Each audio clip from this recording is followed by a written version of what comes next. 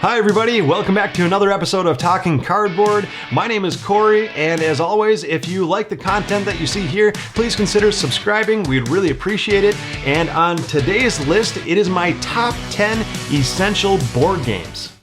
Let's get started.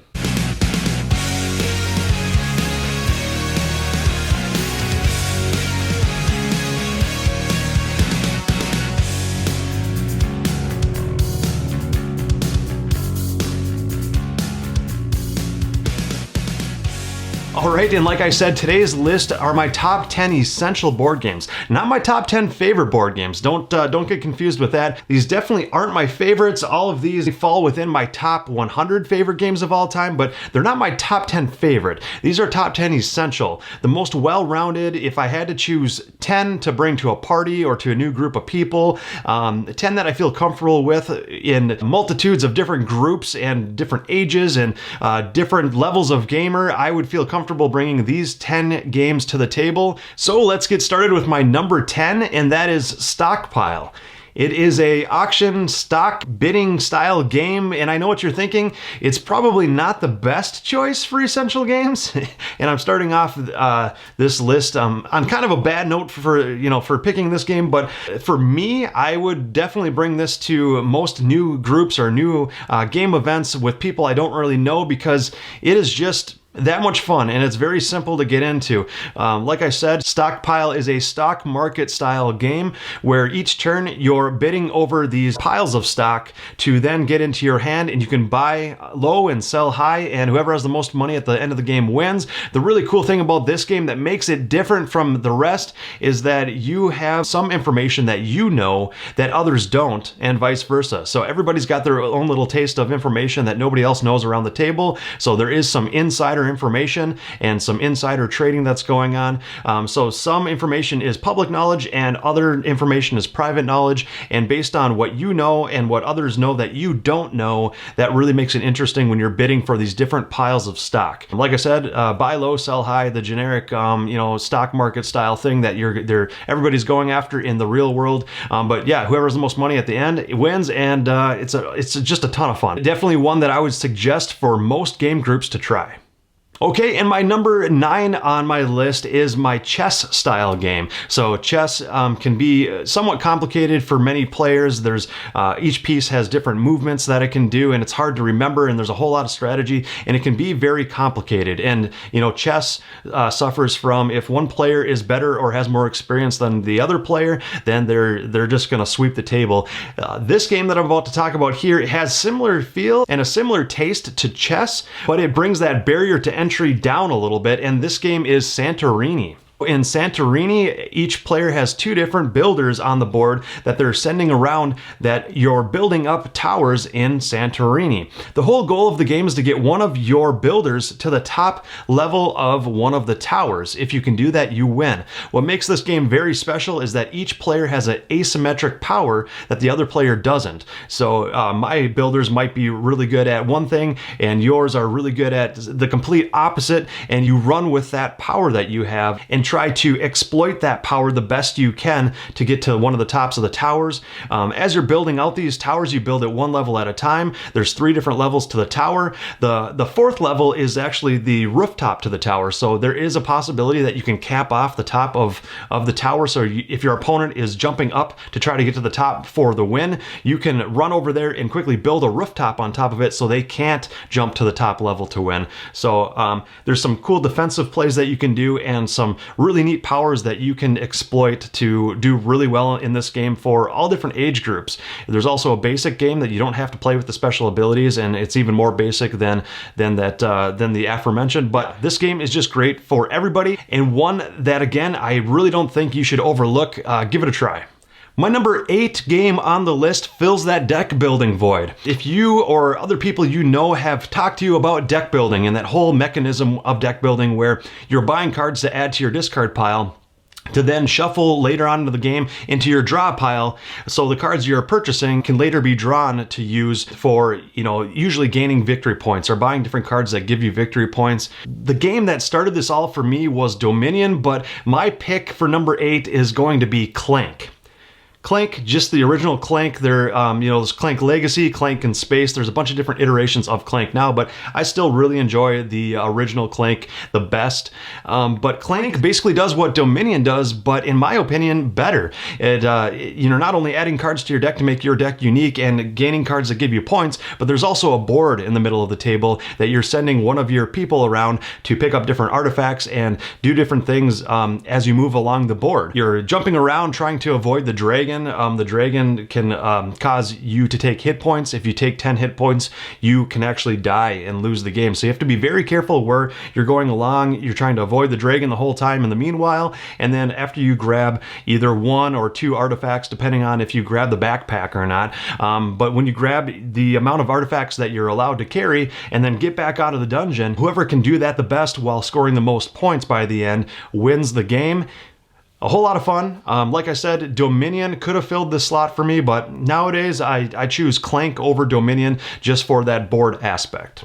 Number 7 on my list is kind of my party game choice. This definitely could have been filled by, spoilers, it's not on the list, but could have been filled by the Resistance or Dixit or games like that. But for my number 7 slot, I chose, you don't hear about this game very much, but I chose When I Dream. When I Dream is a really cool party game where you go around the table and every person around the table gets one opportunity to be blindfolded throughout the game. After everybody's been blindfolded and gotten their turn, then the game is over. Whoever has the most points wins. But what makes this game really cool and unique is that some people are the fairies, the good people, and some people are the boogeyman that are trying to give bad clues. So as you go, there's a card in the middle of the table that has a picture on it with one word on it, and you are trying to give the blindfolded person one word clues as you go around the table.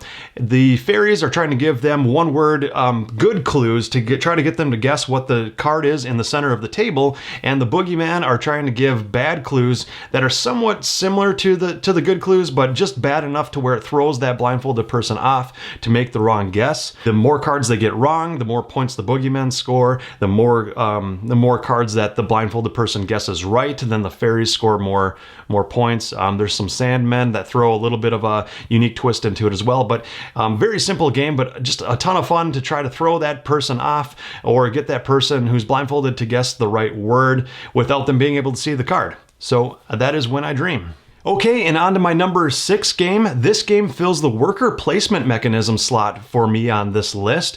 And for maybe the last 9 or 10 years, I probably would have put Stone Age in this slot, which Stone Age is still a fantastic game and one that I really recommend you try. And actually one that is rated probably higher on my top 100 games of all time. But I didn't choose Stone Age for this because I think this other choice, depending on if you like the theme better, this might be a simpler option for you to play that just gets everybody involved and doesn't leave anybody out guessing on what they're supposed to do. This game is Lords of Waterdeep. So Lords of Waterdeep, like I said, it is a worker placement style game where you're sending out these agents to different spots on the board.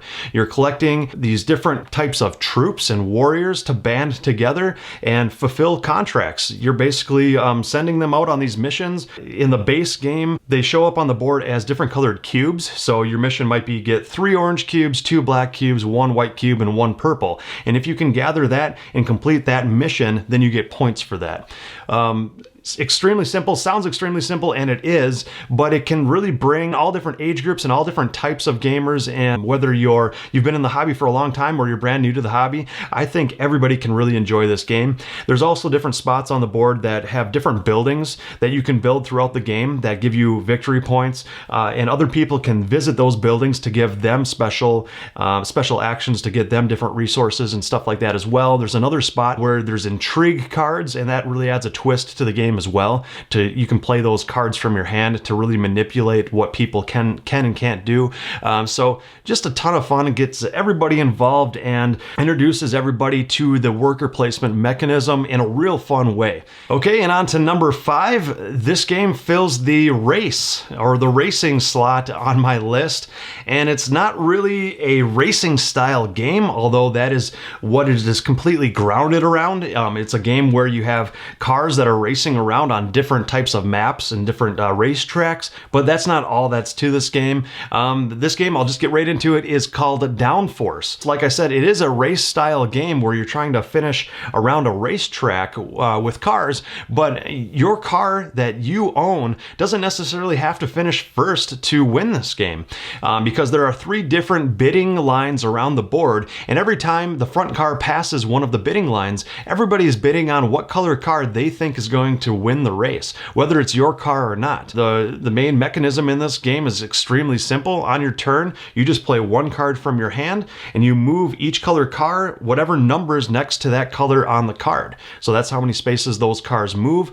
There's a lot of jostling for position, trying to bottleneck cars in and block cars so that maybe you're blocking a car from being able to move forward when it's their turn, but further on down the card, as you're resolving these cars as they move, your color might be at the bottom and might get to move last. So as everybody else is bumping into the back of you, your card then gets to move forward last on your card. Like I said, jostling for a position. There's a lot of blocking in this game, but essentially it keeps everybody involved, and you never feel left out. You never feel like you're falling behind in this game, because like I said, your car doesn't need to win for you to win the game. You just bid on whatever color car you think is going to win as the game progresses, and that's it. Very simple, but a ton of fun, very exciting game. A lot of the newer maps bring even more excitement level into it, so this is definitely one to try out if you think that you would have fun with a group of people that you're just bidding and changing your bids on what car you think is going to finish in a race style game. So that is Downforce. Okay, and the number 4 game on my list is actually the only game on this list that I no longer own, but I know others who do own this game, and it's one of the most popular new age games in existence. I think I don't own it any longer because I kind of played the heck out of it to the point where I just don't really want to play it too much anymore. I know there are other versions of this game that I really do want to try that I haven't tried yet, different maps and things like that, but this game is Ticket to Ride.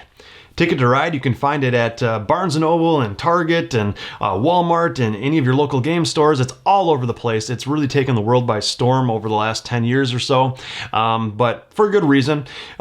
Again, it's one of those simple route building games where you're either gathering train cards or you're playing train cards out of your hand to build these train routes. And you also have contracts in your hand where you're trying to connect one of your train routes from one city to the next city. And whoever can do that the best by the end of the game wins. You're trying to fulfill contracts that give you either a large amount of points, or you can complete multiple really short routes to give you the most points, or however you want to do it. There is also a lot of blocking in this game too. Once you get really good at it, you kind of know where people are starting, what contracts they might have, but you might kind of deviate from your route a little bit just to block them, and then kind of shoot back to the city that you're going for, to create a little bit of that tension and blocking and strategy in this game too. So it does have some more depth to it than people think once you get good at it, but it's also very friendly to newer gamers as well. So Ticket to Ride, definitely a game to check out.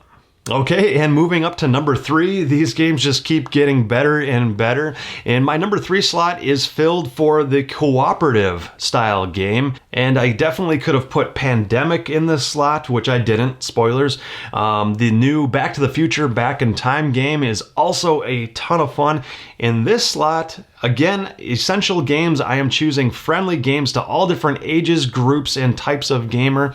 And I think Horrified fills this slot based on the Universal Monsters property. So you've got Creature from the Black Lagoon and The Mummy and Dracula and Frankenstein and his bride and all the different Universal monsters. You and your group of players are going around the map of the town trying to complete the missions based on what monsters you drew to go after in that game. You can choose to just go against one monster, 2 monsters, 3 monsters. The more monsters you add, the tougher the game gets. So there is a really neat level of making it simple or more complex as you get better at the game. So I really like that about it. But Also, each monster has a different win condition. So you're not only just trying to fight the monster when you get on their spot, there are various things where you're trying to do set collection and get different items to different locations to complete it. And each monster has 2 stages. So you have one mission to get to kind of the halfway point, and then the last mission is to complete that monster. So each monster is asymmetrical, very unique win conditions, and just a ton of fun to play for all ages. Again, a cooperative game, so for those newer gamers, you can definitely teach them on how to play and how to strategize with it as you go. It's not competitive, so you don't have to worry about beating up on each other, so that is a ton of fun as well. And if you like that Halloween monster style theme, you will surely love this game, and Horrified, definitely an essential game for my list. Moving into the number 2 slot here is either King Domino or Queen Domino. My personal choice is Queen Domino because it adds more depth, but King Domino could work in this slot as well. But they're both tile laying games that are kind of like playing dominoes, where you're matching different sides of dominoes and different configurations based on their color. So if you've got a blue and a green piece, you're trying to match another blue side to that other blue side. And also some of the tiles have crowns on it. So as you're completing these tiles, touching end to end, however many crowns are in that section, multiplied by however many color sections there are, that's how many points you get. So if you've got like a 3 blue section with 2 crowns, that 3 times 2 is 6, so you get 6 points for that at the end of the game. You're building out this 5 by 5 grid of tiles, so you can't go beyond that threshold or beyond that area. So it's a very tight game, and you're really trying to twist and turn the different pieces to have them fit just perfectly. Because if a tile cannot legally be placed, then you have to discard it. And you don't want to leave too many empty slots open in that 5 by 5 grid, because there are many lost points that could result from that. So a ton of fun, very strategic and tactical at the same time, because you don't have much of a choice sometimes with the tile you get, so you have to make do the best you can with it. In Queen Domino over King Domino, Queen Domino adds the option to buy different tiles to add on to your red squares, and you can tax different lands to get money in order to buy those tiles. So there are a few different elements that are more complex or complicated than King Domino, but those few things definitely add a lot to the game for me. So Queen Domino would be my pick for this position on the list. All right, and finally, the moment you've all been waiting for, the number 1 essential game that I think all gamers should have in their collection, no questions asked. This game is a must-have for any collection. Another abstract game. So I would say 1% of you out there who just really do not like abstract games, maybe stay clear of this one, but for the other 99% of you, I would definitely go out and pick this up. There are 3 different versions of this game out now, but I still tend to, well, I guess the third version of this game is very good, but I still really like the first version of this game, maybe the best, but this game is Azul. In Azul, it's another tile placement game where the components are really nice. These tiles are really hefty and very thick and heavy, and it really feels like you're playing a classic style game, a classic abstract game. In Azul, the gist of it is everybody has their own player board that they're looking to fill out to the best they can. It's got some strategy to it, but it's very tactical as well. You are randomly pulling tiles from a bag in this game and placing 4 tiles on each market zone on the table. On your turn, you can choose all of one color from any of the market tiles to place on your board. All the rest of the tiles that you didn't choose go to the center of the board, and on a future turn, either you or your opponents can choose all of one color from the center of the board as well. So you can either choose all of one color from any of the market tiles or all of one color from the center of the board, and from the tiles that you pick, you are placing them on the left side of your board to try to fill these different rows. When a row is completed, you can then take one of those tiles from that row and place it to the right side of your board to fulfill the required zone that you're looking to complete to get you points. That's it. Very simple, very fun. You are just taking these tiles and trying to do the best you can with what you have. And if you're left with tiles that you can't legally place on your board, they go onto the floor of your player board for negative points. And you got to be very careful, because if you're not taking enough of one color tile to fulfill a row, you got to make sure that more of those colors are coming up, because if they don't get pulled out of the bag and you don't have the option to fill up that row, that entire row is blocked because you only can put all of the same color in the row. You can't mix and match different colors in the same row. So that is Azul. Again, another game that you can find pretty much anywhere because it is that popular, and it is that popular for good reason. My number one essential game. All right, and that does it for today's list. Like I said, these aren't necessarily my favorite games of all time, but they're definitely essential, and I think could fit into 99% of people's board game collections out there. They appeal to mass amounts of people, very different types of gamers and all ages, and I really like that about all 10 of these games. And until next time, you all have a great day.